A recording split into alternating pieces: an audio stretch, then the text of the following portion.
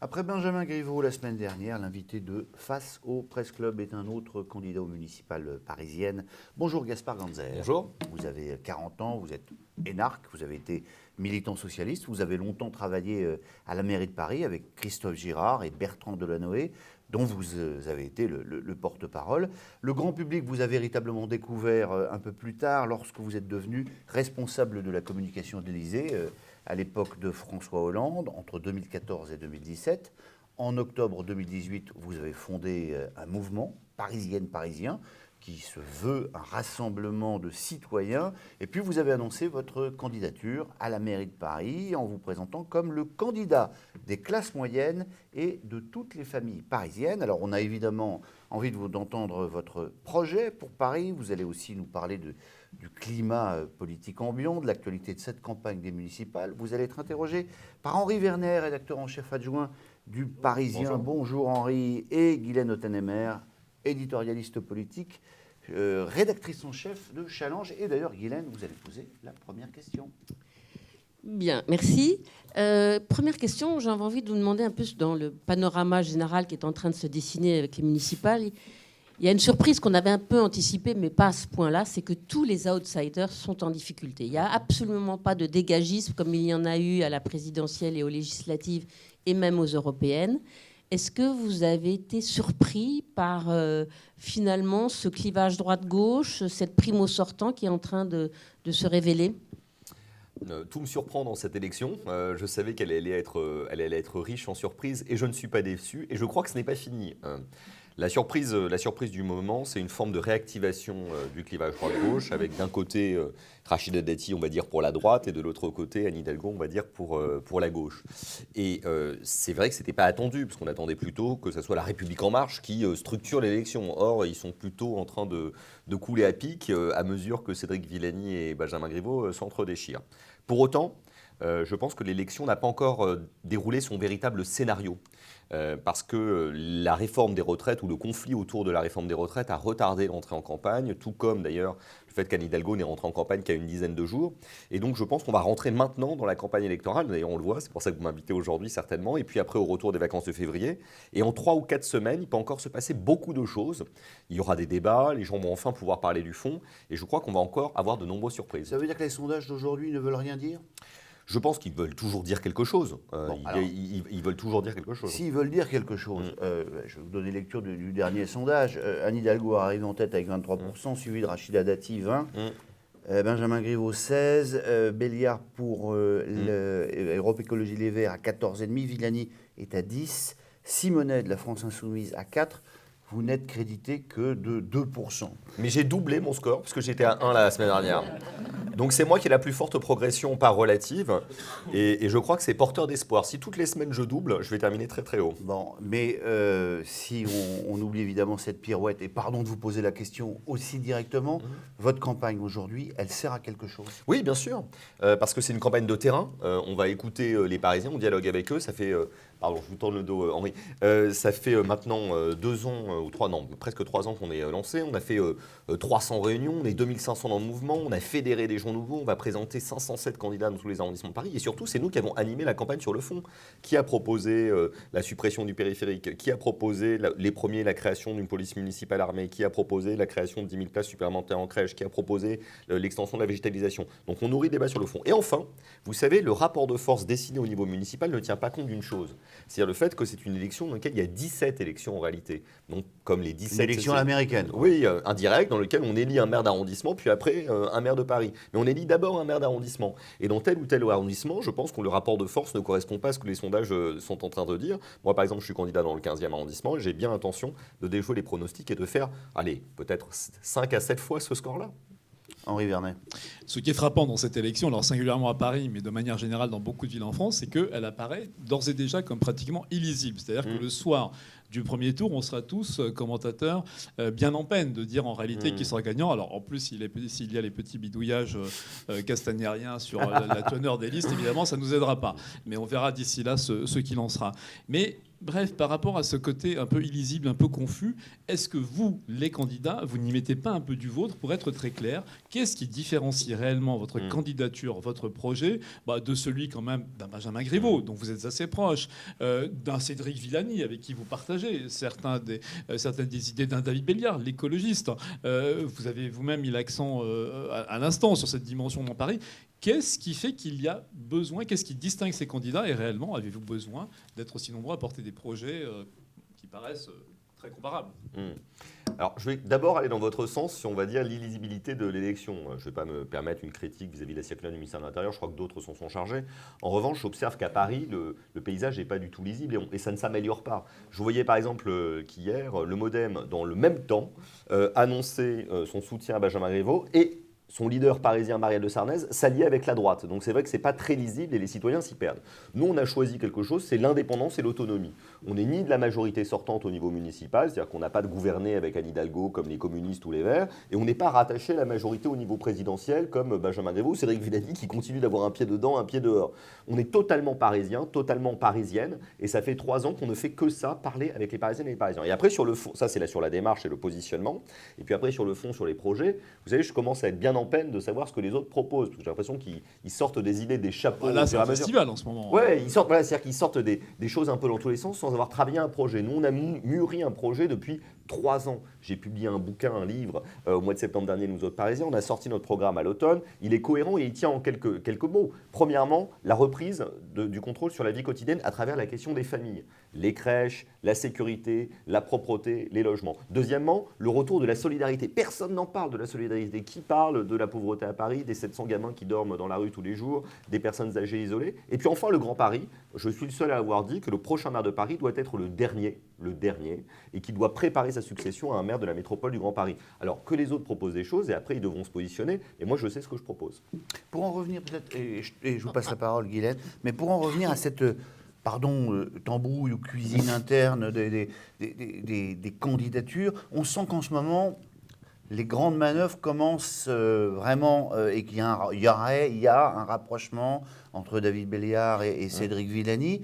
Est-ce que vous pourriez vous rallier à un autre candidat, à un autre projet avant le premier tour? Non, avant le premier tour, on a décidé qu'on présenterait des listes dans tous les arrondissements parce qu'on a travaillé pour. C'est sûr et certain, ça. Ah bah oui, bien sûr, c'est sûr. Parce qu'on vous ressortira la bande. Bien sûr, j'espère surtout. Ça me permettra de faire un peu plus de publicité. Non, quand je me lance dans une course, je suis marathonien, vous l'avez dit peut-être tout à l'heure, j'y vais jusqu'au bout, quoi qu'il arrive, même si c'est difficile, parce que je ne cours pas au secours de la victoire, je ne me bats pas pour moi, je me bats pour les gens qui sont fédérés dans ce mouvement, qui sont quand même 2500, pour les 500 candidats qui vont présenter leur candidature, pour les idées qu'on a mis devant, et surtout pour les Parisiennes et les Parisiens. Si je faisais ça pour ma petite personne, ça fait longtemps que j'aurais décidé de me rallier à quelqu'un, pour me sauver un petit poste, mais moi je n'ai pas envie d'avoir un poste, c'est pas ça qui m'intéresse, c'est de défendre des idées et d'essayer de convaincre.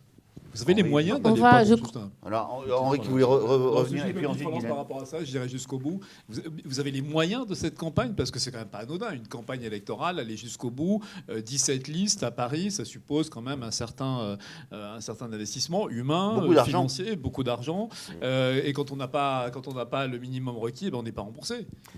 Je suis heureux de cet hommage que vous me rendez, puisqu'en réalité, c'est vrai que nous, on n'a pas la grosse machine de La République En Marche ou du Parti Socialiste, qui est une machine abîmée, mais qui est encore une machine, ou des Républicains pour faire campagne. On fait campagne avec nos bras, avec notre cœur, avec notre cerveau, et on a tous des boulots à côté. Alors, il n'y a que moi qui ai démissionné de mon entreprise que j'avais pourtant créée pour m'y consacrer à temps plein, mais tous les gens sont avocats, profs, professeurs des écoles, infirmières, médecins. Ils donnent ça sur leur temps libre et ils s'investissent totalement. Et c'est pour ça qu'il faut leur rendre hommage. Donc, ils donnent du temps, ils donnent des idées, et puis des gens nous ont donné de l'argent pour qu'on fasse campagne, en prenant le risque de jamais revoir le retour de cet argent, même s'ils ont bénéficié de la réduction fiscale à laquelle tout le monde a droit. Mais ça, c'est formidable, hein, parce qu'évidemment, il faut avoir cet esprit d'entreprise citoyenne aujourd'hui pour se développer. Et puis, si on gagne, tant mieux. Si on perd, tant pis. Mais on sera allé au bout de notre démarche, parce qu'on ne le fait pas pour nous, encore une fois.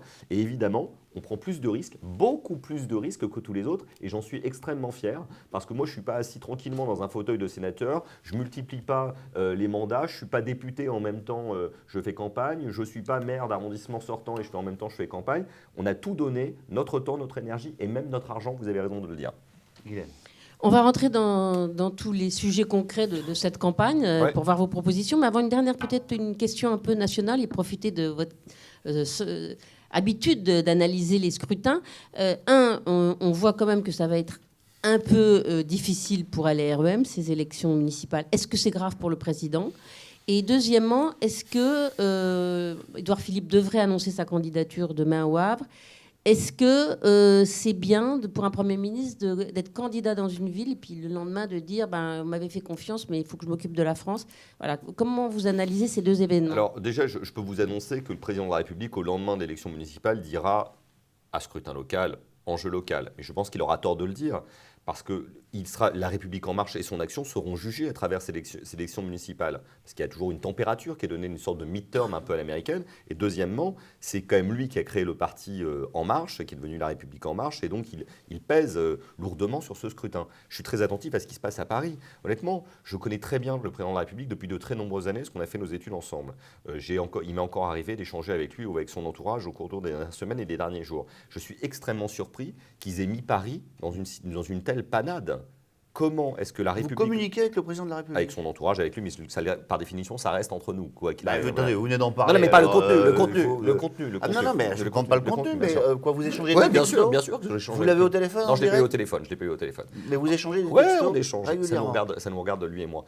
Et avec son entourage aussi, bien évidemment. Et en fait, qu'est-ce que je leur Vous dis ? parlez de Griveaux ? Alors, laissez-moi parler. Laissez-moi parler. Je vous ai teasé juste comme il fallait. Laissez-moi le faire. Qu'est-ce que je leur dis ? Je leur dis, c'est pas normal que vous, qui deviez être les leaders de cette élection à Paris, vous ne soyez pas en mesure de mettre de l'ordre dans votre propre famille. Donc là, il y a eu un effort pour le faire. Le président de la République a reçu Cédric Villani, il a eu raison de le faire. Mais je trouve pas ça Pas très... complètement couronné de succès, on va dire. Oui, mais bon. peu importe, c'était bien d'essayer. Et je trouve pas ça très digne que le parti présidentiel donne cette image de division à Paris. Je trouve pas ça bien. Donc ça, c'est la première chose. La deuxième chose, c'est est-ce que sur Édouard Philippe, moi, je pense que Premier ministre, j'ai jamais été Premier ministre, mais je crois que c'est un job à temps plein très difficile. Donc, je pense que si le Premier ministre est candidat au Havre, il doit quitter Matignon. Ça me semble évident. Il ne peut pas faire à la fois campagne et être candidat et continuer à travailler à Matignon. En tout cas, moi, j'attends de mon Premier ministre, en tant qu'humble citoyen, qui se concentre totalement sur sa tâche. Et ça vaut pour tous les ministres. Je pense que quand on est ministre, on n'a pas à être candidat. Voilà. Henri ? Oui, juste un mot quand même sur cet aspect dont vous parliez à l'instant, sur le rôle d'Emmanuel Macron dans cette campagne. Alors c'est classique que les présidents s'occupent des municipales. Vous l'avez vu à côté du président auprès duquel vous avez servi. Mais quand même, qu'est-ce que ça... Parce que, bon, vous dites, OK, il l'a fait, c'est bien tenté sur Villani. Sincèrement, moi, je ne partage pas votre appréciation. Ouais. Je veux dire, cette histoire a duré... c'est une pétaudière, quoi. Il faut être clair. Aujourd'hui, la manière dont il gère les élections, les bras nous en tombent, quoi. Tellement, c'est quand même... Oui, c'est une pétaudière. C'est-à-dire que ce soit à Paris, que ce soit à Biarritz, les feuilletons en rebondissement à Marseille, Bordeaux, etc. à Lyon, à Bordeaux. Exactement. Je pense que la liste serait assez longue. Qu'est-ce que ça dit du président, vous qui connaissez ce fonctionnement de l'intérieur, parce que vous l'avez vécu auprès de François Hollande. Alors lui-même n'a pas toujours montré, en tout cas, eu les résultats en termes d'autorité auprès de son parti les plus probants. Voilà. Mais ça veut dire quoi ? Ça veut dire qu'aujourd'hui, un président de la République, son autorité, elle peut être bafouée comme ça Alors, ça veut dire deux choses. Ça veut dire une première chose de l'époque, c'est que quand même, les hommes et les femmes politiques laissent, c'est souvent des hommes souvent d'ailleurs, laissent porter leur ego et mettre leur ego et leur narcissisme au-delà de l'intérêt général. Je l'ai constaté à de multiples reprises quand je travaillais à l'Élysée aux côtés de François Hollande. Les gens étaient incapables de jouer collectif. Alors heureusement, il y avait les joueurs collectifs, mais il y avait beaucoup de joueurs individuels et on l'a vu et ça a porté beaucoup de préjudice à l'action publique. De la même manière, le président de la République, que ce soit François Hollande ou Emmanuel Macron, ne trouve pas toujours la clé pour régler les problèmes d'ego qui se développent aujourd'hui à Paris, à Biarritz. Alors Biarritz, visiblement, il a réglé la situation, à Lyon, à Marseille, à Bordeaux. Et je trouve ça regrettable. Parce que quand on dit qu'il faut faire de la politique autrement, les gens attendent du rassemblement, de la clarté et de la simplicité. Et je pense qu'on peut mieux faire. Mais vous savez, je suis un indécrottable optimiste. Et je me dis qu'il reste encore 3 semaines avant le dépôt des listes, presque 4 d'ailleurs. Peut-être qu'il peut encore mettre un peu d'ordre là-dedans et que Emmanuel Macron peut réussir à faire preuve d'autorité. En tout cas, c'est ce qu'on attend. Moi, j'ai voté pour lui au premier et au deuxième tour de l'élection présidentielle. J'ai voté pour qu'il y ait de l'ordre et de la politique autrement, pas pour que ça soit le bordel sans fin et qu'on rejoue en permanence une mauvaise pièce type 4e République. Alors, vous êtes un proche d'Emmanuel Macron, vous communiquez régulièrement avec lui. Je ne l'embête pas tous les jours non plus, vous savez, il est très occupé. Vous êtes pour plus d'autorité présidentielle. Donc, si Emmanuel Macron vous demande de vous désister en faveur de Benjamin Griveaux, vous le faites ? S'il me pose cause comme ça, c'est sûr que non. Parce qu'en fait, moi, je ne suis pas pour l'idée de la soumission et encore moins du désistement par rapport à des personnes. Regardez ce qu'a fait Pierre-Yves Bournazel, qui est quelqu'un de remarquable au cours des dernières semaines, qui est candidat dans le 18e maintenant pour Benjamin Griveaux. Il s'est désisté, comme ça. Il a un peu jeté l'éponge en échange d'un poste, parce qu'il peut être un très bon élu dans le 18e arrondissement. Et qu'est-ce qui s'est passé ? Benjamin Griveaux a continué de baisser dans les sondages. Ce qu'il faut faire, c'est réfléchir à des alliances plus larges. Moi, si on arrive à se mettre d'accord avec Béliard, Villani, Griveaux, moi, pour construire un gros pôle commun, alors que ça soit au premier, au deuxième, au troisième tour, j'en serais ravi. Mais par contre, vous êtes partant ensuite là, mais pas si dans une logique de soumission avant le premier tour, dans lequel on capitule en baissant la tête et en allant à Canossa. Par contre, construire des alliances au deuxième, au troisième tour, ça, je suis très favorable. Guylaine. Bon, moi je suis une Parisienne, je vais voter aux prochaines municipales et c'est vrai que je suis comme 70% des Français. Pour moi, un des sujets majeurs, c'est la propreté. Oui. On en a vraiment assez de voir des papiers partout, des bordures d'arbres pleines de détritus. Vraiment, ça fait honte pour la capitale. Alors vous aviez une proposition, c'était assez amusant. Vous disiez un balayeur dans Paris, c'est comme si on passait un pinceau dans la capitale. Une brosse à dents. Une brosse à dents, si on nettoyait avec une brosse à dents, et vous préconisez l'utilisation de plus de robots comme du temps de Chirac et Motocrotte.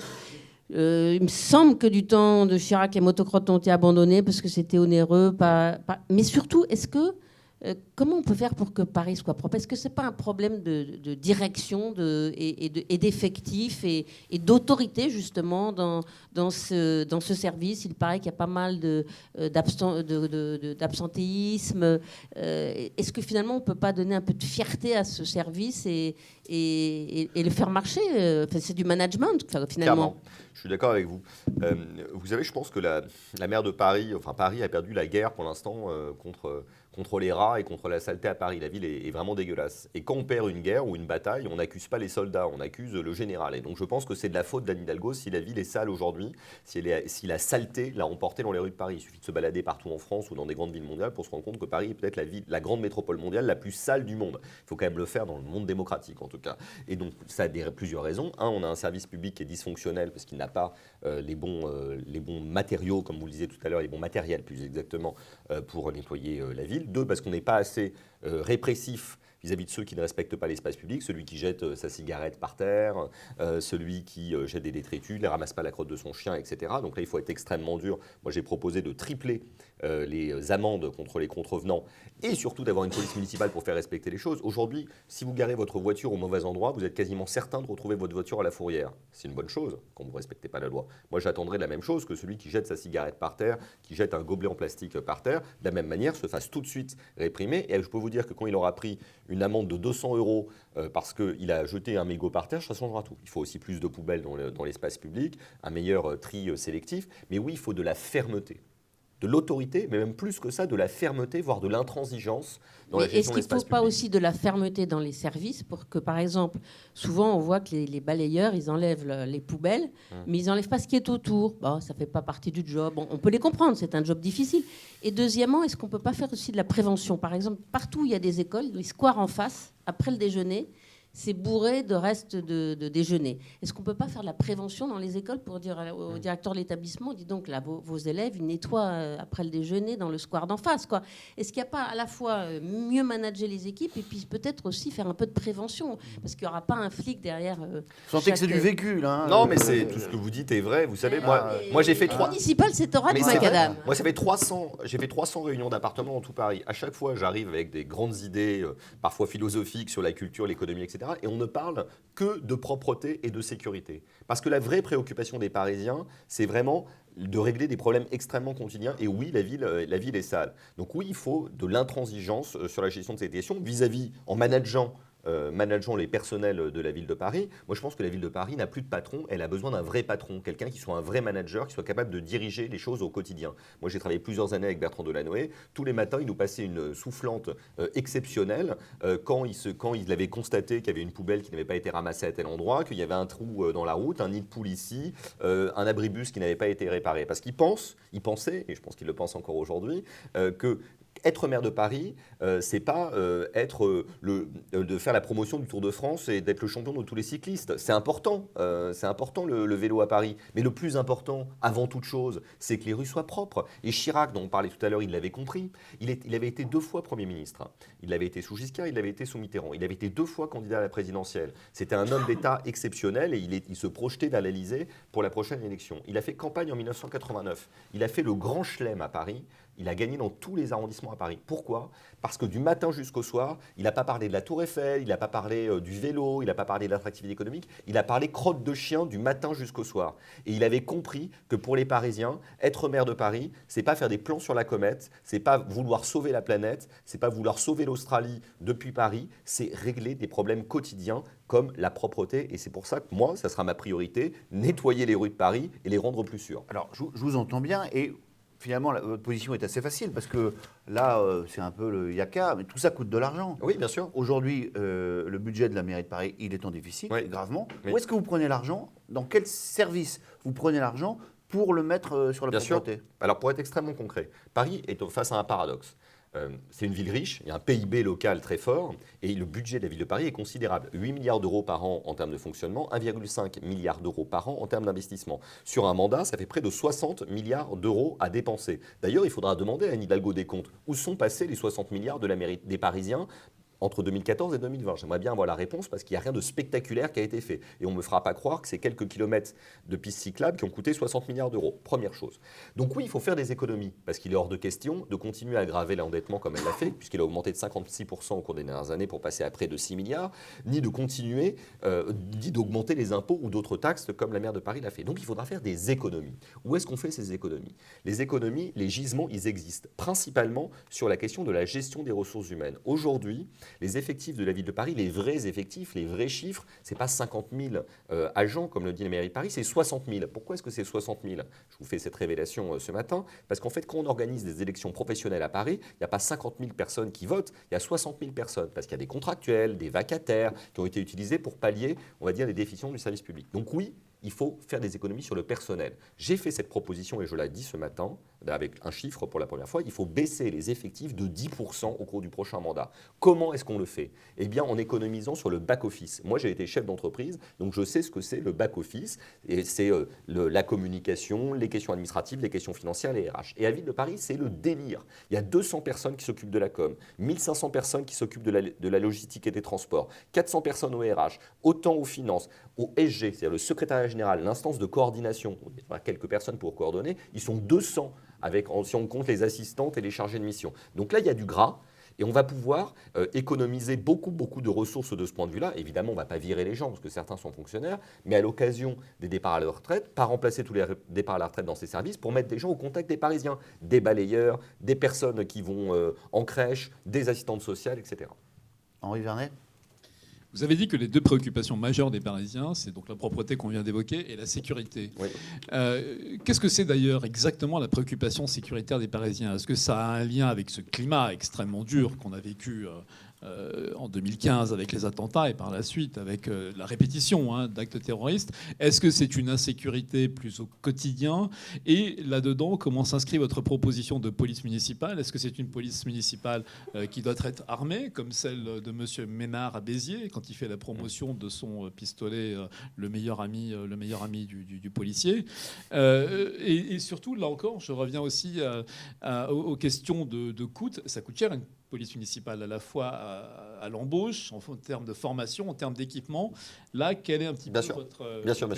Alors, mon analyse des rencontres que j'ai pu faire tout au long de cette campagne et encore jusqu'à hier dans le 18e arrondissement, c'est que la sécurité est la principale préoccupation. Principale. Hier, dans le 18e, on ne m'a parlé que de sécurité. Il faut savoir si c'est la propreté ou la Non, sécurité. hier, dans le 18e, c'était celle-ci. C'était celle-ci, ça dépend des quartiers. Les deux reviennent toujours. Elles sont liées souvent d'ailleurs, parce que c'est l'espace public et comment est-ce qu'on se sent dans l'espace public. C'est pas la question de la lutte contre le terrorisme. On a tous, nous, Parisiens, été angoissés et terrifiés, parfois victimes d'ailleurs de ces attentats. Non, c'est la sécurité du quotidien. Les problèmes, c'est, dans l'ordre, le harcèlement de rue dont sont victimes les femmes. Je n'ai pas rencontré une femme au cours de cette campagne qui ne m'ait pas dit qu'à un moment donné, elle s'est fait suivre, insulter, si ce n'est touchée, si ce n'est agressée dans la rue. Alors, soyons clairs, dans quel quartier? Vous pouvez préciser un petit peu les contours de ce harcèlement? Oui, bien sûr, bien sûr. Déjà, c'est dans le métro principalement, beaucoup dans le nord-est de Paris, mais aussi dans des quartiers qui ont une meilleure réputation sur le papier, on va dire, comme le 15e ou le 14e arrondissement. Je crois que c'est un phénomène assez général, première chose. Deuxième chose, c'est les cambriolages. Ils ont doublé en termes de nombre au cours de la dernière année. Il faut quand même le faire. 2 fois plus de cambriolage. Il se trouve que moi-même, je me suis fait cambrioler. Bon, c'est comme ça que j'ai pu aller discuter avec le groupe cambriolage de la préfecture de police. Et je me suis rendu compte qu'ils étaient totalement débordés par l'afflux. Ce n'est pas des cambriolages faits par des voisins. Hein. C'est des bandes organisées qui s'en occupent. Troisième chose, le trafic de drogue à ciel ouvert qui a repris très fortement, et pas que dans le 18e et le 19e arrondissement. Aussi, là, on est dans le sud de Paris, à Issy-les-Moulineaux, juste à côté du 15e. Eh bien, à Ballard, par exemple, il y a une des plaques tournantes de trafic de drogue de Paris. Il y en a une autre à Porte de Vente dans le 14e arrondissement. Donc, trafic de drogue. Les rixes entre bandes. Il y a eu quand même quasiment 10 morts au cours des dernières années parce qu'il y a eu des affrontements type bande américaine armée, au couteau, à l'arme lourde, pas à l'arme lourde heureusement, à l'arme à feu en tout cas. Donc ça, c'est l'ensemble des phénomènes de délinquance. Pourquoi est-ce qu'on se retrouve face à cela? Non pas parce qu'il y a plus de criminels à Paris, il y a toujours eu des criminels à Paris, mais parce qu'en fait la police nationale n'a plus les moyens de s'en occuper, parce qu'elle est happée par le terrorisme, le maintien de l'ordre et la lutte contre les bandes organisées. Il n'y a pas de police municipale. Pourquoi? Parce qu'Anne Hidalgo a refusé de créer cette police municipale en 2014, elle y était opposée, elle s'est réveillée à la fin en faisant semblant de la créer. On est résultat la seule grande métropole française à ne pas avoir de police municipale. Il y en a partout, des polices municipales, sauf à Paris. Donc il faut cette police municipale pour faire de la prévention, être présent dans l'espace public et lutter contre la délinquance du quotidien. Évidemment, si vous envoyez ces policiers face à des trafiquants de drogue, ou en tout cas dans l'espace public, là où les trafiquants de drogue peuvent passer, il serait totalement irresponsable qu'ils ne soient pas armés. Donc oui, évidemment, je suis favorable à ce qu'elles soient armées. Alors je ne sais pas si ma source d'inspiration n'est clairement pas Robert Ménard, elle est plutôt Gérard Collomb à Lyon, Jean-Claude Gaudin et Benjamin Griveaux à Paris. Marseille. Ah oui, alors Benjamin Griveaux, j'ai vu qu'il avait changé d'avis sur le sujet, mais vous savez, il n'y a que les imbéciles qui ne changent pas d'avis, donc il a montré son intelligence à cette occasion. Au début, il était hostile à l'armement de la police municipale, et puis il a compris que c'était nécessaire, mais je sais qu'il y a d'autres candidats qui sont contre la police municipale armée, Cédric Villani, David Béliard et Anne Hidalgo. J'ai du mal à comprendre pourquoi. Vous savez, les policiers... C'est le fameux exemple des bobbies à Londres, qui ne sont pas armés, qui ont des matraques et qui ont des... Qui ne l'était pas, en tout cas. Là, enfin, maintenant, c'est quand même filtré, non? Je crois qu'ils ont certains prennent des armes, mais peu importe. Je pense que le flegme anglais, c'est pas l'hystérie française. Vous savez, à Londres, il y a eu des phénomènes de délinquance extrêmement graves. Hein, il y a eu les attaques au couteau, qui sont une terreur pour les Londoniens, et ils ont clairement durci les choses sur la question de la sécurité. Et Sadiq Khan, qui vient de la gauche, hein, si on prend une classification française, eh bien, je peux vous dire qu'aujourd'hui, il doit faire ses preuves sur la sécurité et il le fait parce qu'il a compris que c'est un très gros sujet pour les Londoniens. Mais donc, a fortiori, ça veut dire formation et... Alors, pardon, le coût, excusez-moi, je n'ai pas répondu. Donc, oui, en fait, le sujet, ce n'est pas tellement l'embauche, parce qu'en fait, il y a déjà des effectifs. C'est la formation. Donc, nous, on a proposé la création d'une académie de police pour former ces policiers municipaux et l'équipement. On a estimé à 20 millions d'euros par an le surcoût, parce qu'il y a déjà des choses qui existent, pour former cette police municipale et l'armée. Et en fait, on propose que, en fait, une partie de la subvention que la ville de Paris, je suis désolé pour la technicité, donne chaque année à la préfecture de police, qui à l'heure actuelle est de 420 millions d'euros, on la baisse de 20 millions, on ne donne plus que 400 millions à la préfecture de police parce qu'on récupère en fait une partie de l'action, et avec ces 20 millions d'euros, eh bien, on équipe et on forme. Donc on a compris que les priorités, c'était la sécurité, la propreté. Mais on attend toujours aussi d'un candidat à une ville comme Paris d'avoir un peu une vision structurante de la capitale. Et vous, votre projet structurant, c'est quand même la disparition du périphérique. Ouais. Bon, alors on a beaucoup jasé, glosé là-dessus. Quel est votre projet exactement? C'est le couvrir, le détruire, le supprimer, faire passer les voitures où? Voilà, on voudrait un petit peu plus Bien sûr. d'explications. Tout le monde sait qu'il va falloir passer du niveau de la capitale au niveau de la métropole. Enfin, les Parisiens ont aussi envie de rester chez eux, c'est compliqué. Alors, dites-nous un peu votre vision du périphérique, de l'aménagement demain tel que vous le proposez. Ça tombe bien que vous me posiez cette question dans le quartier où nous sommes, à Issy-les-Moulineaux, où en fait on est dans une zone frontière, juste de l'autre côté du périphérique, et on voit bien que même s'il y a des bureaux sympathiques autour de nous, il n'y a pas de quartier, il n'y a pas de vie de quartier. Pourquoi ? Parce qu'il y a cette coupure un peu artificielle avec le 15e arrondissement. On gagnerait tous à avoir un urbanisme continu, plus humain, qui nous permette de nous rassembler de Neuilly à Montreuil, de Issy-les-Moulineaux à Saint-Ouen. Pourquoi ? C'est notre intérêt pour retrouver de l'air, retrouver de la liberté de circulation, retrouver des espaces verts et surtout arrêter d'avoir cette politique en confetti de toute la métropole parisienne.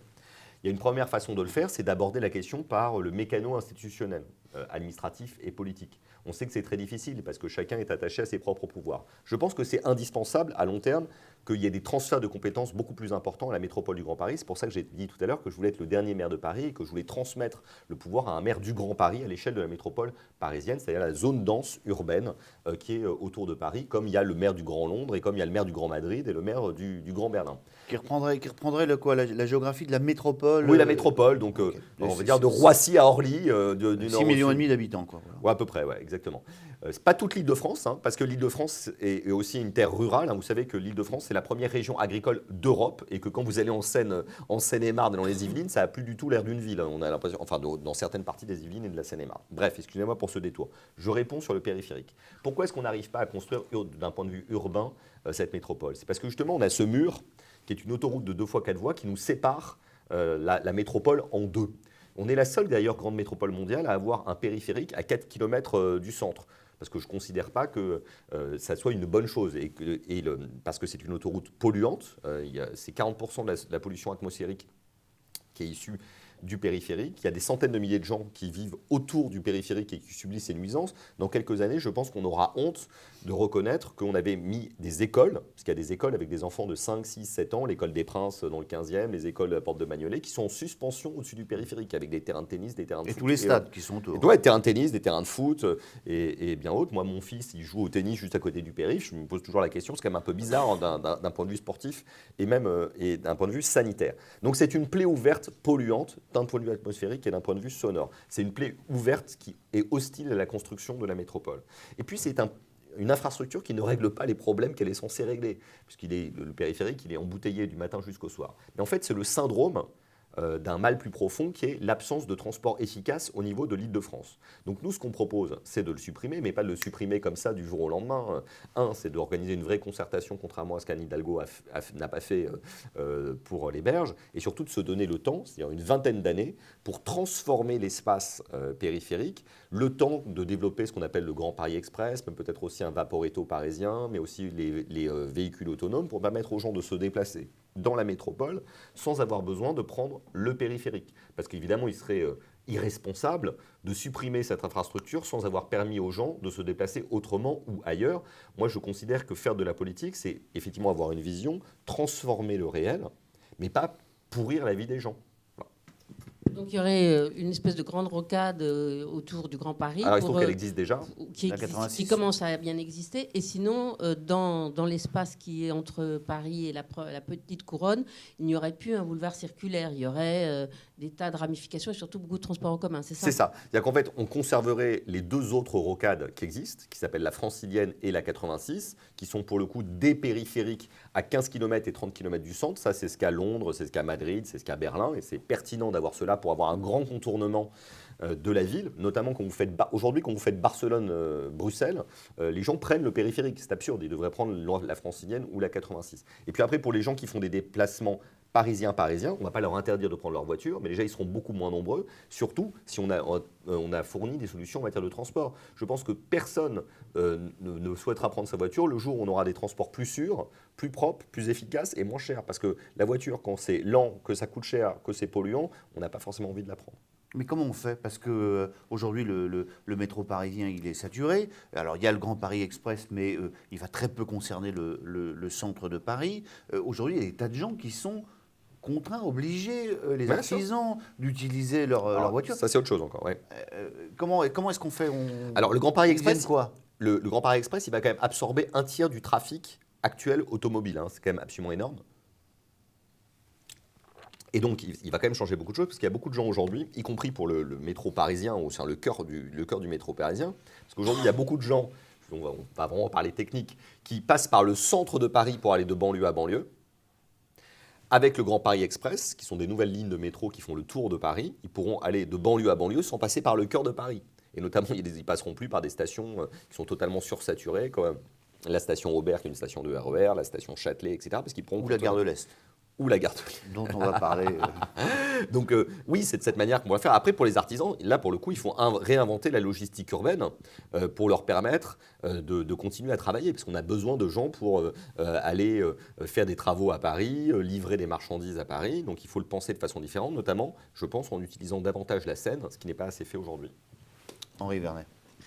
Une fois qu'on a quand même réussi à franchir tous ces obstacles et qu'on a réussi à rentrer en voiture dans Paris. Alors déjà, j'ai remarqué que vous proposiez, on se gare, on vide son cendrier, et donc déjà, hop, on se prend une amende de 200 € qu'il faudra ajouter à l'amende pour stationnement parce qu'il n'y a pas de stationnement, parking, etc. Et donc la question, c'est un peu sur de boutade, mais finalement, vous, la voiture dans Paris, on a bien compris, là, vous avez bien exposé comment vous voyez les accès, comment vous voyez la circulation dans le Grand Paris, comment vous voyez se dessiner tout cela. Encore que, moi, la logistique pour les artisans dont vous parlez, enfin, c'est pas très concret. Ça paraît, pour l'instant, en tout cas, un petit peu abstrait. Mais je vais le préciser.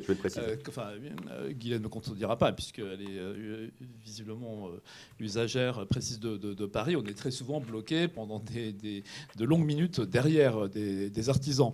Donc, comment vous gérez ça ? La dernière proposition phare, ou ce qu'on voudra d'ailleurs, ou provoque dans cette campagne, donc c'est Madame Hidalgo qui propose de supprimer 60 000 places de parking, de stationnement donc dans la rue, c'est-à-dire tout simplement la moitié en réalité du parc de stationnement de rue dans Paris. Donc ça veut dire c'est vraiment faire un pas vers en gros l'interdiction à terme de la bagnole dans Paris. Pourquoi pas ? Mais là, vous avez évoqué les transports en commun. Alors vous, comment vous vous situez par rapport à ça ? Quelles sont vos propositions ? La place de la voiture dans Paris, qu'est-ce que c'est ?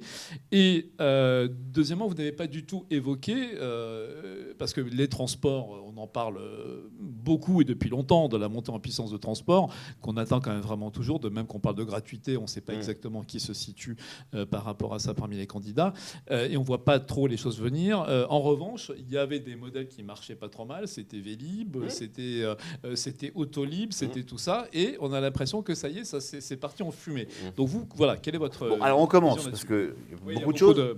Les 60 000, la suppression de 60 000 places de parking dans Paris, bonne idée ou pas ? Proposée par Anne Hidalgo. Tout d'abord, je veux dire que moi, je ne suis pas hostile par principe à la voiture. Je pense qu'il faut réduire la place de la voiture polluante en développant les transports en commun, et d'autre part, en développant la marche, qui est le premier mode de déplacement des Parisiens, et troisièmement, en développant aussi des voitures électriques. Donc ça, c'est une première chose. Je ne pense pas qu'il faut réfléchir en politique en ayant des adversaires, en disant qu'il y a des gentils et des méchants. Je pense que ce n'est pas du tout une bonne façon de faire. La réduction du nombre de places de parking dans l'espace public, parce qu'il ne s'agit pas des parkings autres, je pense qu'elle va dans le bon sens, même si je pense que là, elle est disproportionnée. La réalité dans l'histoire du parking, je suis désolé d'entrer dans les techniques, c'est qu'il y a beaucoup de parkings vides à Paris. Énormément. Notamment dans les logements sociaux. Parce qu'il se trouve que quand on a construit des logements sociaux... Des parkings privés, donc, vous ne parlez pas des parkings publics. Non, mais attendez, je précise.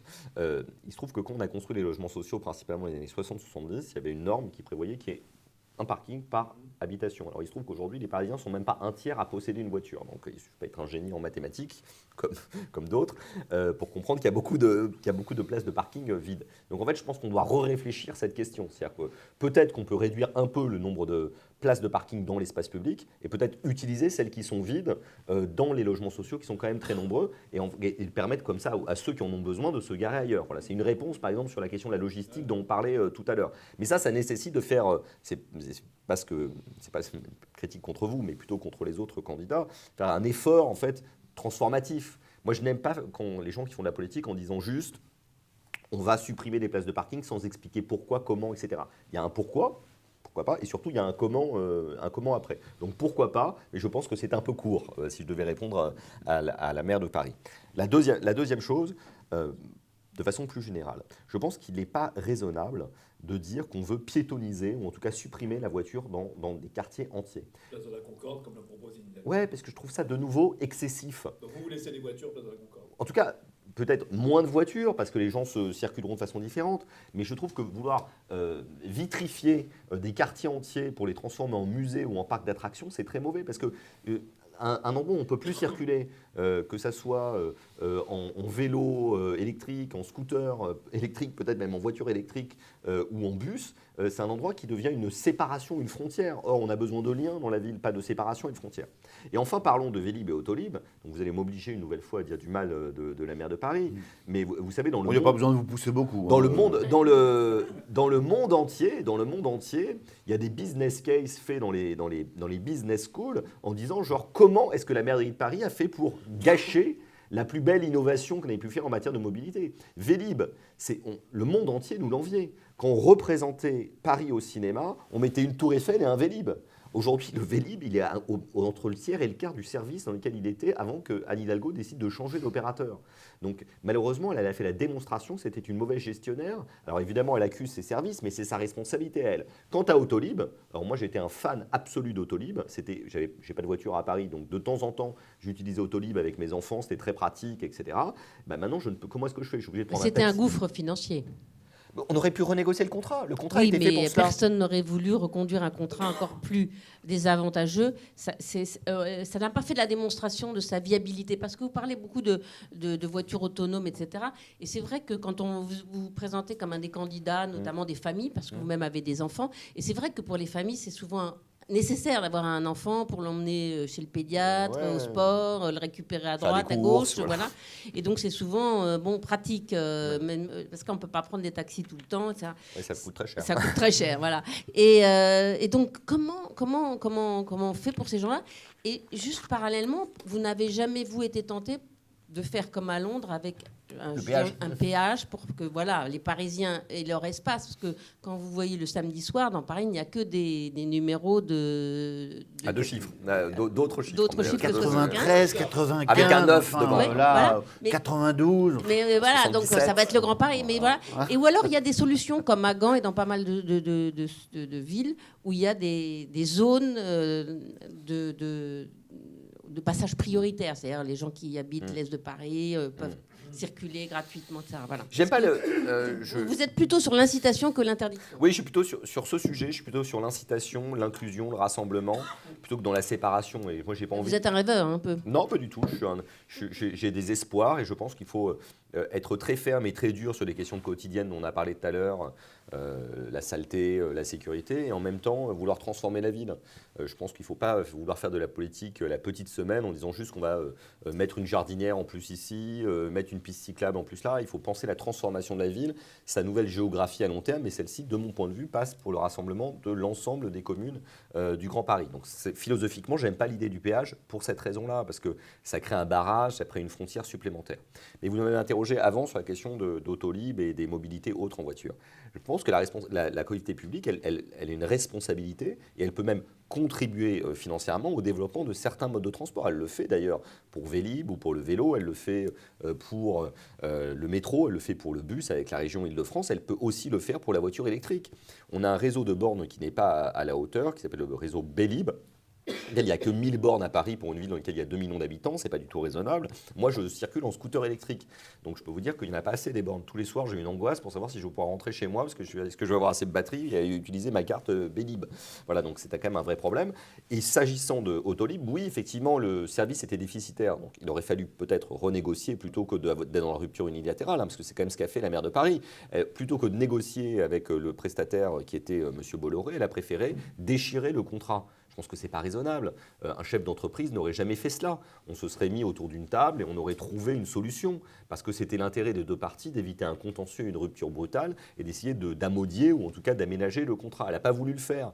La rupture n'est pas bonne conseillère dans ce genre de cas. Donc c'est ça que je lui reproche. Alors, on va prendre des questions dans l'assistance d'ici quelques minutes. Je voudrais tout de même qu'on parle d'un autre point évidemment important pour les Parisiens, le logement. Oui, c'est vrai qu'on n'a pas parlé, c'est très important. Vous êtes père de famille, vous êtes le candidat des familles. Nous dites-vous, comment est-ce qu'aujourd'hui, une famille des classes moyennes, qui ne dispose pas déjà d'un logement, ou d'une fortune particulière, ou d'un patrimoine, comment est-ce que des familles peuvent habiter à Paris, dans le logement social? Aujourd'hui, une famille de classe moyenne ne peut plus vivre à Paris. disons les choses très simplement. Donc Paris est en Il y train a le logement social.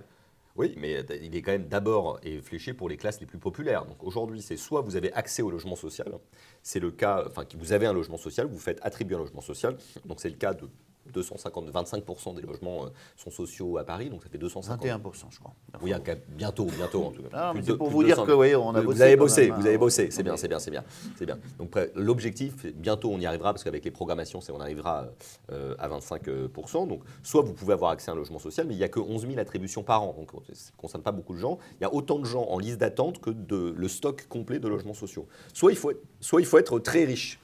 Et au milieu, il y a les classes moyennes et les familles de classes moyennes qui peuvent plus se loger à Paris. Il y a des gens qui sont chassés de la ville, vaincus pour l'argent. Et donc moi, je peux vous dire que ça, c'est inacceptable. Je trouve que c'est pas acceptable qu'on puisse pas monter à Paris, comme on le disait auparavant, pour faire ses études ou fonder une famille, et que quand on est né à Paris, on soit obligé de fuir la ville parce qu'on ne peut plus y vivre. Donc quelle est la solution? Là, il faut un peu de modestie. On ne va pas en claquant des doigts qu'on va régler tout le problème. En revanche, il y a des vraies questions politiques qui se posent. Qu'est-ce que l'on fait? Est-ce qu'on continue à construire des logements ou pas? Moi, je suis favorable à l'idée de continuer à construire des logements, ce qui n'est pas le cas de tous les candidats.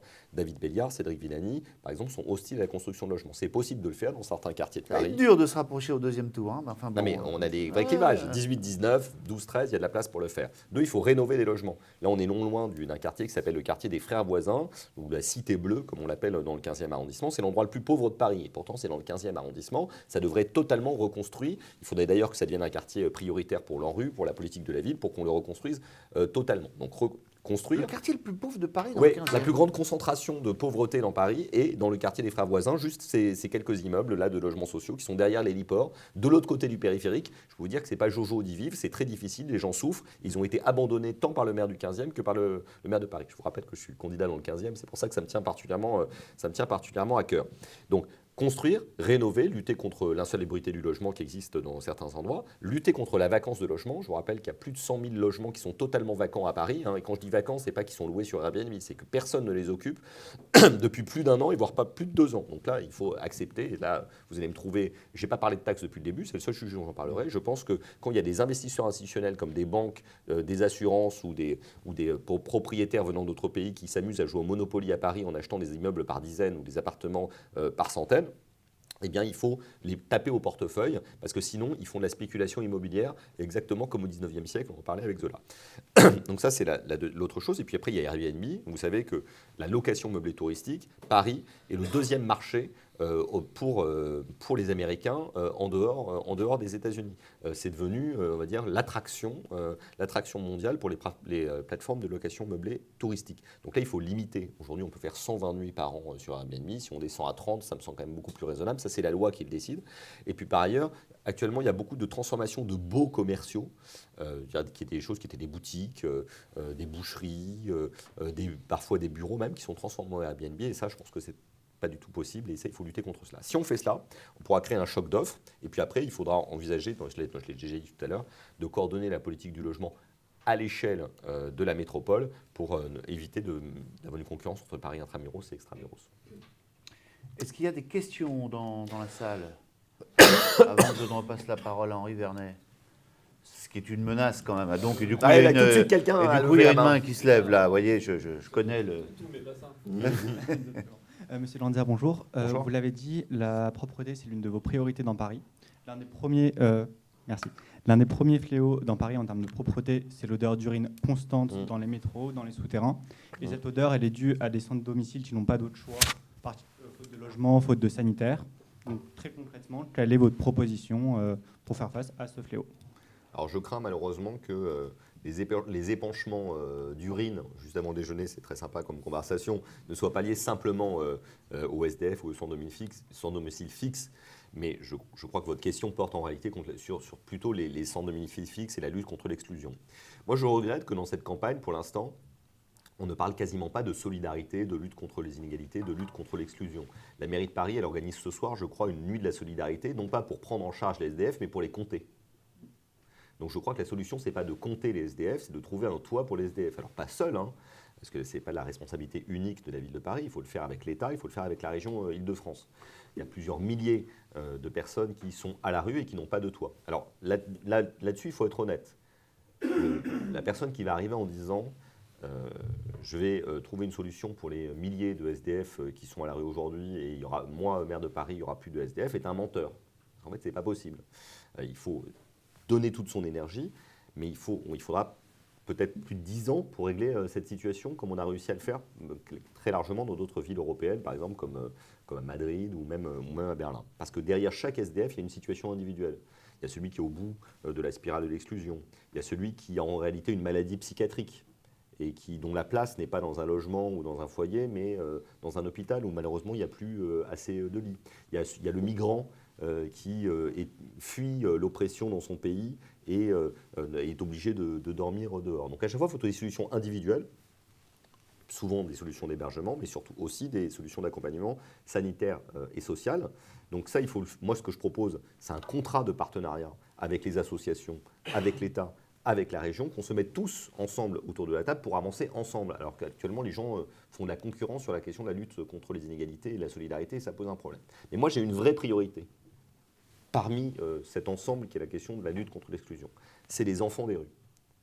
Aujourd'hui, il y a tous les jours, parce que ça, on sait combien ils sont, 700 gamins qui dorment toutes les nuits dehors.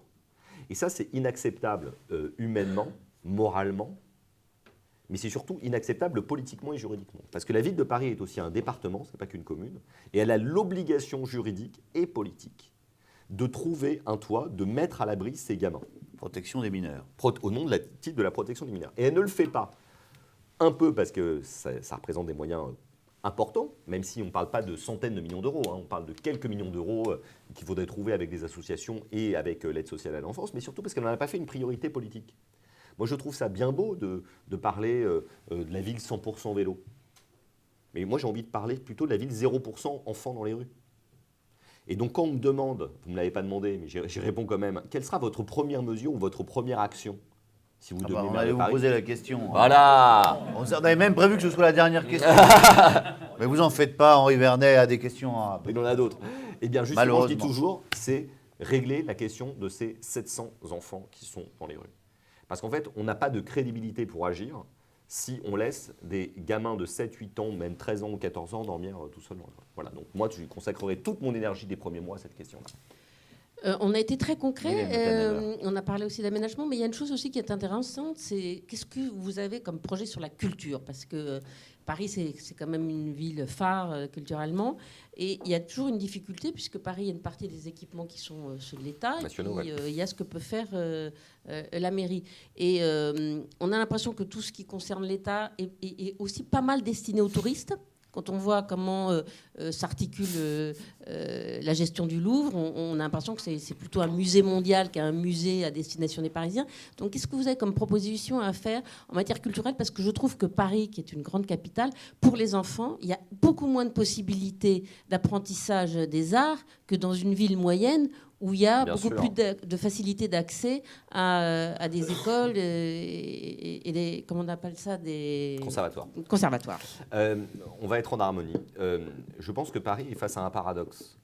C'est que c'est la ville la plus visitée au monde, certainement la plus belle ville du monde, la plus attractive de point de vue patrimonial et muséal. Le Louvre est le musée le plus visité au monde. Pourtant, les Parisiens se sentent presque dépossédés de leur patrimoine. Qui sont ceux qui allaient à Notre-Dame régulièrement avant que l'église ne brûle, la cathédrale? Les catholiques, mais bon. Oui, parmi les Parisiens catholiques dont je suis. Le Louvre, c'est un musée plus tourné vers l'étranger que vers les Parisiens. Et je pourrais continuer des exemples comme vous l'avez fait. Donc je pense que là, il faudrait réfléchir intelligemment avec ces établissements publics qui sont pour la plupart nationaux, à trouver une politique d'accueil ou d'incitation à faire venir les Parisiens. Mais ce n'est pas ça le sujet principal. Je pense qu'il faut se fixer des priorités quand on fait de la politique. Moi, je pense qu'en tant que maire de Paris, ma priorité, ce sera 3 choses dans le domaine culturel. La première chose, c'est l'éducation artistique, vous en avez parlé. Parce qu'à Paris, on est en dessous du standard de ce qu'on peut retrouver dans d'autres villes mondiales, mais surtout dans d'autres villes françaises. On a une chance, c'est qu'on a des professeurs de la ville de Paris en dessin, en musique, en art plastique et autres, en chant, dans les écoles publiques parisiennes. Donc ça, c'est une force qu'il faut surtout conserver. D'ailleurs, il faut peut-être revaloriser les conditions de travail de ces gens qui sont quand même très mal payés, mais c'est une parenthèse. Moi, j'ai eu la chance d'en bénéficier quand je faisais mon école dans le 15e arrondissement et je suis encore en contact avec ma prof de musique, Madame Guidé. Et ben, je lui dois beaucoup. J'étais un très mauvais joueur de flûte à bec, mais par contre, je me souviens très bien de ces. Non, je suis très mauvais joueur de flûte. Je laisse ça à d'autres. Et Vous avez des noms? Oh, je vous le dirai tout à l'heure, off the record, comme on dit. Donc, non, j'y crois beaucoup et c'est très utile. Mais moi, je crois surtout au conservatoire. Moi, j'ai 2 de mes enfants sur 4 qui ont la chance d'être au conservatoire parce qu'ils ont été tirés au sort. Et c'est quand même incroyable qu'on devait tirer au sort pour avoir accès au conservatoire. C'est pas un loto, C'est l'éducation marrant, artistique. quand on s'appelle Ganzer, on est tiré au sort. Mais pas ça, toujours. hein. Il y en a qui ont perdu. Il y en a qui ont perdu, justement. C'est ça qui n'est pas juste. Ils n'ont pas gagné en piano, hein. Ils ont gagné en corps, d'harmonie et en trompette. S'ils avaient joué en piano, je pense qu'ils auraient perdu. Mais bon, on est obligé de construire des stratégies, de miser sur le hasard pour avoir accès à l'éducation artistique. Donc ça, c'est pas acceptable. Il y a en gros une demande sur 3 qui est acceptée quand on veut inscrire ses enfants au conservatoire. C'est pas des sommes très importantes pour le coup. Il faudrait construire un 2e conservatoire dans le 15e et il faudrait recruter une centaine de professeurs supplémentaires. Alors évidemment, ça a un coût, mais pour moi, je pense que c'est une priorité permettre à chacun d'avoir accès à l'éducation artistique, la musique, le chant, la danse, et puis aussi d'autres formes d'expression artistique, parce que c'est à cet âge-là qu'on se forme la main, l'oreille, la voix, et c'est formidable de pouvoir le faire, c'est un émerveillement de pouvoir le faire. Et mes 2 enfants qui sont au conservatoire, chaque jour, je me félicite qu'ils fassent 1 heure de chorale, 1 heure de solfège, c'est pas l'heure qu'ils préfèrent, et 1 heure d'instrument par semaine avec des professeurs qui sont exceptionnels, qui jouent à l'ensemble l'orchestre de chambre de Paris, le Philharmonique de Radio France et autres, et c'est incroyable. Mais il faudrait que tout le monde puisse y avoir accès, et pas simplement ceux qui ont misé sur le hasard comme moi. 2e priorité, c'est la situation des artistes à Paris. On est très loin du Paris est une fête d'Hemingway. On ne croise pas tous les jours Picasso, Picabia dans la rue. On ne fait pas la bise à Pablo au café du coin à Montparnasse. Parce qu'il est impossible aujourd'hui pour un artiste en devenir de se loger à Paris et de créer à Paris. De créer à Paris et d'avoir des lieux pour créer à Paris. Donc il faut recréer des ateliers logements, ce qu'on a totalement arrêté de faire sous Anne Hidalgo. Les ateliers logements sont maintenant attribués à des gens... Je vous ai laissé le dire. Mais donc il faut créer des ateliers logements pour les artistes. Alors là, pour le coup, on est plutôt dans l'ordre de la centaine par année au cours du mandat. Donc, ce n'est pas énorme, parce qu'il faut évidemment très, très bien choisir à qui on les attribue. Et puis, des espaces de travail collectif. Gabriel Maznev, par exemple. C'est pas un atelier logement. Et c'est autre chose. C'est un artiste. C'est autre chose.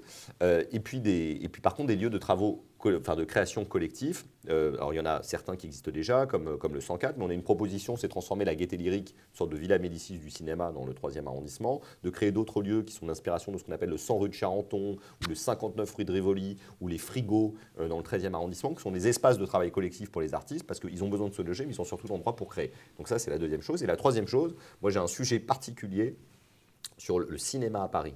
On est la ville dans laquelle on a la plus grande densité de salles au monde, et ça c'est formidable. Qui vont disparaître aux Champs-Élysées, les loyers. Malheureusement, il y a un sujet sur les Champs-Élysées, mais globalement, je vais dire du bien, on a quand même une politique cinématographique à Paris qui a permis une diversité de salles. Et ça, c'est formidable. Il y a de l'art à essai, il y a du grand public, il y a même de la version française, ce qui est très bien parce que ça permet aussi d'avoir de la variété de public de cette sorte-là, parce que tout le monde ne parle pas anglais, n'a pas envie de voir des films en version originale. On n'est pas loin de la Côte Boulevard, qui est un des seuls cinémas parisiens dans lesquels il y a de la VF. C'est devenu très rare. Mais par contre, le prix, ça ne va pas du tout. Au Pâté Beaugrenelle, donc dans le 15e arrondissement, la place plein pot, elle est à 15 €. Et donc ça, c'est pas possible. Donc évidemment, les cinémas et les circuits se disent « Ah bah oui, vous n'avez qu'à prendre une carte », mais tout le monde n'a pas le moyen de payer 15 € par mois pour aller au cinéma. Donc il faut trouver des politiques incitatives pour certains publics, notamment pour les jeunes. Et là, pour le coup, je pense que la collectivité locale peut y contribuer. Entre les 18 et 25 ans, on pourrait participer au ticket de cinéma, entre guillemets, pour faire baisser le prix pour les étudiants. Parce que, c'est pas acceptable pour que les étudiants ne puissent pas y accéder aussi facilement. Et 2, si on n'aide pas les étudiants ou les plus jeunes à aller au cinéma, eh bien, ils seront comme nos enfants, uniquement sur les tablettes et téléphones, les jeux vidéo et Netflix, quoi. Alors voilà, on arrive presque au terme de ce Face au Presse Club, et ce que vous redoutiez va arriver. La dernière question, posée évidemment par Henri Vernet. Puisque Guylaine a posé la première. La dernière question, c'est celle qu'on avait prévue, c'était une fois élu maire, alors ce coup-ci ou peut-être un prochain, quelle est votre première décision? Qu'est-ce que vous Il a faites déjà dans, répondu, dans Henri. l'immédiat? Il a des... Non, là, il était... Non, on a dit Bon, qu'on l'a alors, réservé pour Henri, plus tard. de toute façon, Mais c'est de pas toute façon, grave. il y a une Vous question n'allez pas bis. expliquer à un mec qui travaille à France Info. Il y a une C'est question pas bis. important de répéter plusieurs fois la même chose. Non, mais La je preuve. vais Non, compléter. on a- La première action, j'ai dit la première action, c'est lutter contre on va dire l'isolement et l'exclusion des enfants des rues.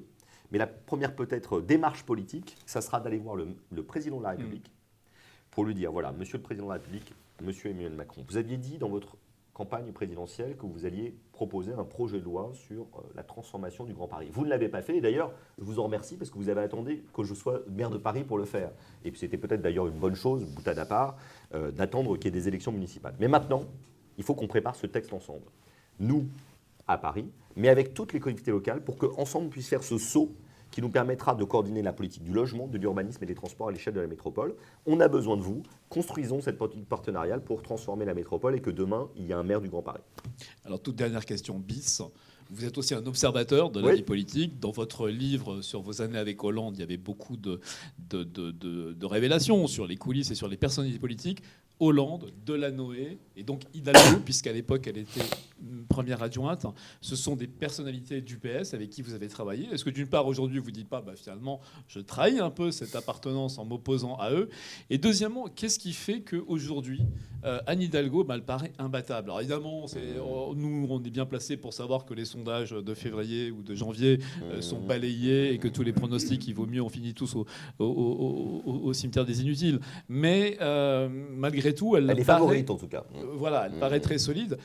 Comment vous l'expliquez? C'est parce que pourtant, vous qui l'avez vu travailler, elle est souvent critiquée pour son autoritarisme, pour sa difficulté à déléguer. Bref, qu'est-ce que c'est le phénomène Anne Hidalgo? Alors non, je n'ai pas du tout l'impression de trahir, parce que j'ai quitté le Parti socialiste il y a 3 ans, parce que j'ai trouvé que celui-ci ne correspondait pas à ce que devait être aujourd'hui le militantisme et la production d'idées. J'ai privilégié une démarche citoyenne, dans laquelle j'ai conduit à la politique, où je vais rassembler des gens qui sont des infirmières, des profs, des chefs d'entreprise, des avocats, et je suis extrêmement fier d'avoir construit cette aventure citoyenne que je n'aurais pas pu construire au sein du Parti socialiste. Après, mes valeurs, je ne les ai pas mis dans ma poche, et je continue d'être attaché à l'écologie, à la solidarité, à l'universalisme. C'est un autre sujet qui se déploie moins quand il s'agit de parler de crotte de chien et de lutte contre la délinquance à Paris. Je mets cela de côté. Après, vous m'interrogez sur Anne Hidalgo. Vous savez, Anne Hidalgo a des grandes qualités. Elle a de la ténacité, de la témérité, une forme de courage. Et je pense que ça, les gens le sentent, parce que les gens n'ont pas universellement des défauts. Et puis, elle a conduit des projets, notamment en matière d'aménagement de l'espace public, de développement du vélo. Donc ça, je pense que les gens le reconnaissent. Et ça explique certainement que à peu près entre 20 et 25% des gens se disent pourquoi pas continuer avec elle. Mais la vraie raison, c'est que je pense que si elle apparaît aujourd'hui comme favorite et qu'elle peut gagner, c'est parce qu'en fait ses concurrents ne sont pas à la hauteur. Et peut-être moi d'ailleurs aussi. Et je pense que le devoir de ses concurrents, c'est de construire une alternative.